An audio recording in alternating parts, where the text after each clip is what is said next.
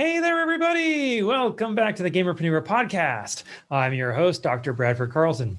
In today's episode, we are talking about what happens at the end. I'm not quite talking about death, although I was an elder law attorney. I got to experience a lot of death and a lot of dying people. And then I worked at a probate court. So there was a lot of death in my past, but we're not talking about that. We're talking about the death of businesses. What happens at the end of a business when you either don't want to continue or you're just not able to continue anymore. Now, I know this topic may not sound like it's applicable to a lot of people. I mean, there's streamers who watch my show, right? And for streaming, you just stop streaming, right? I mean, most of you have not actually considered how to run your stream like a real business. You don't have an LLC. You're not doing all that stuff. I'm not an attorney. Can't give you legal advice, but you should probably talk to an attorney about setting all that up. I mean, just saying. Anyway, if you have all that stuff set up, if you have a company, an LLC, a corporation, some sort of legal entity, or you're running some other type of business, maybe you're an esports or a game developer or something, right? What happens when it gets to the point either you don't want to continue that business any longer, or what if you're not able to continue that business any longer? So there are only a couple of options, and I have some examples. I'm not sure I can give you some of these examples, but I'll see how I can run this episode. One of the first things you can do is you can just wind it down. All right. You can just get to the point where you're like, I'm done. I don't really want to do this anymore. Maybe the company is, it has more losses than it has profit, or maybe you just aren't interested in keeping it going any longer. It's a solopreneur kind of thing, or, it's just not interesting anymore, right? You just want out, close it down, shut it down. That's an absolute possibility. There's not much that goes with it. You got to let people go, right? You got to fire everybody, make sure all your contracts are complete. Again, I'm not giving legal advice. Talk to an attorney, talk to your accountant. And you sell your stuff, and then you make sure that all your taxes are paid proper. And that should be the end of it. You walk away, you let the state know, you let your tax departments know, whatever it is for your jurisdiction, talk to an attorney. All right. That's kind of like the simplest way to end a business. You just kind of shut it down. You close everything out. You just let everybody know you're closing. And that process can take anywhere from like a month to a couple of months. Really depends on how involved your business is. But that's the most simple. There's not a lot of profit that comes with it. It's not like you're selling your business, which is the next one. Usually there's not a lot of liabilities. I mean, if you're losing more money than you're making in the business and you're a solo and you're like shoveling cash into this business, I'm not an accountant. Again, talk to financial planners, advisors, all that. You can take losses usually on your taxes, so that it's not necessarily a bad thing, but it's like the simplest option. Another option is you sell your business. And so this is something that I didn't actually participate in. This is something I would refer out to consultants who knew how to do this. What you would do is you go through and you get your company valued. Okay, so that you have some evaluator come in, they figure out how much all your equipment is worth, they figure out how much money you're making every year, they figure out what your contracts are worth, they figure out the goodwill, the leadership team, and they tell you your company is worth this much, you can probably sell it for this much, okay? And they also usually give you options on how to increase the value of your company. So if you have like a procedure manual that increases the value of your company, most companies don't do that. There's just simple little things that you can do. You can improve efficiencies. You can, make your contracts worth a little bit more. You raise the value of your company in the short term in order to sell it for more, and then leave it to be somebody else's problem. Now, selling companies, that's a difficult task. It's kind of Herculean to some extent, depends on the company, because you are essentially in essence looking for an investor to buy your company. Maybe you're looking for a competitor. Competitors are usually a good first start. Who's already in the industry who might want more market share. You go to them and you're like, hey, I'm willing to sell. They'll haggle you. You come to some price. And then what happens is they may keep you on. They may tell you just to shove off. But after whatever amount of time the contract's done, you're out, you take your cash and you walk away. And it doesn't even have to be that you are done with the business. It could just be someone who comes and offers you to buy your company from you. I was just interviewing somebody today. One of his companies was purchased. And so he just walked away. All right. So that's number two. Now, those are kind of best case scenarios. I mean, I guess you could go public. Going public is another option. It's a little more difficult. It takes a lot of attorney's fees. It takes a lot of paperwork. You have to have the right model. You have to have the right backers, and like, there's a lot that goes into it. If your business is kind of at the place that you're even talking about going public, speak to an attorney. That's really the only advice you can have, because they're going to tell you what that process is. And don't just talk to your like local hometown attorney, the guy who like checks your contracts for you.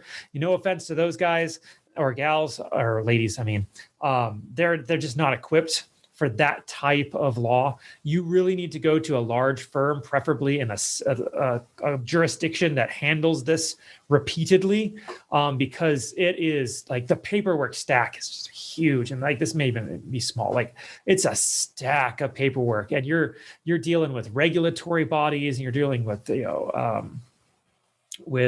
all kinds of compliance. And one thing that people don't really talk about when it comes to going public is usually you lose control of the business. Like, you may start, stay as the CEO to start, or you may, have your position. Usually within a year you get voted out, because it's a for-profit company. And if big moneyed people are coming in and they're buying shares of your company, then what happens is they want someone who knows how to run a big business, how to scale a big business to run it. And so you could just expect to be kicked out once you go public. I mean, that's what happened to Apple. That's what happened to Steve Jobs, right? Like, they went public. About a year later, they kicked him out. And, it sucked for them because they picked the wrong guy. The funny thing is, they replaced him with a guy that he like fought tooth and nail to get, and they replaced him with that guy. And, several years later, they actually had to ask him back because Apple was struggling, and he was such a visionary, he was able to bring him back. That doesn't usually happen. So there's, winding it down, there's selling it, there's going public. And those are like all best case scenarios. If your business is in a situation where you're losing more money than you're making, and there's just no way that you're going to be able to like shovel money in to keep it going, to be able to fulfill your contracts, to be able to pay your debtors, you really should be looking, again, talk to an attorney.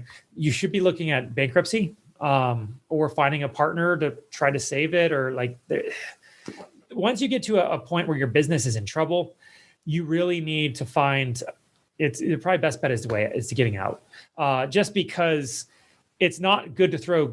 It's not advisable to throw good money after bad. You'll hear that often.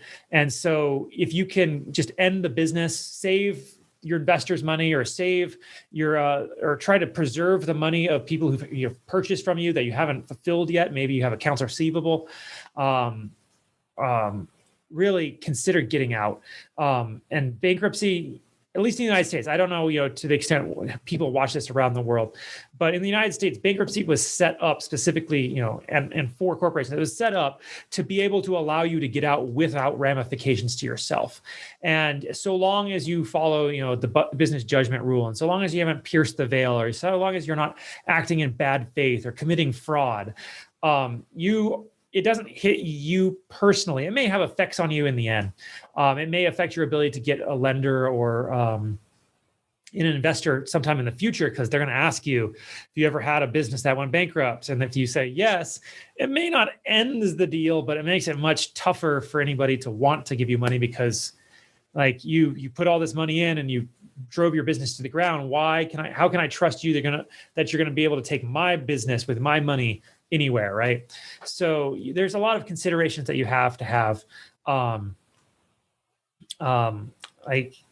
guess another out is you end up in jail. That's the other option. I did have a client years and years ago, took a lot of investor money, and just burned that money, burned it on like an Escalade, and on new clothes, and on fancy dinners. And it was bad. This person should not have been doing what they were doing.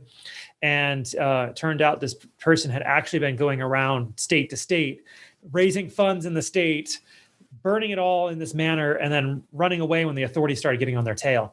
And eventually the FBI tracked this person down. And as far as I'm aware, that person might still be in federal prison. So there's your 5 options, right? So you can either just wind it down, you can sell it, you can go public, you can bankrupt the company because it's not going well, or you end up in jail and the company closes anyway and probably goes bankrupt anyway. So that's it. That's what I want to talk about today. What happens at the end of a business, because I don't think a lot of people talk too much about thinking with the end in mind. I know when I refer people to investors, usually a question that an investor asks is, what's my exit strategy? How do I get out of this business? Because they don't want their money trapped up in this entity. Like they want their money back, right? And they want more money back. So like, are you going to sell? Are you going to buy them out? Are you going to go public?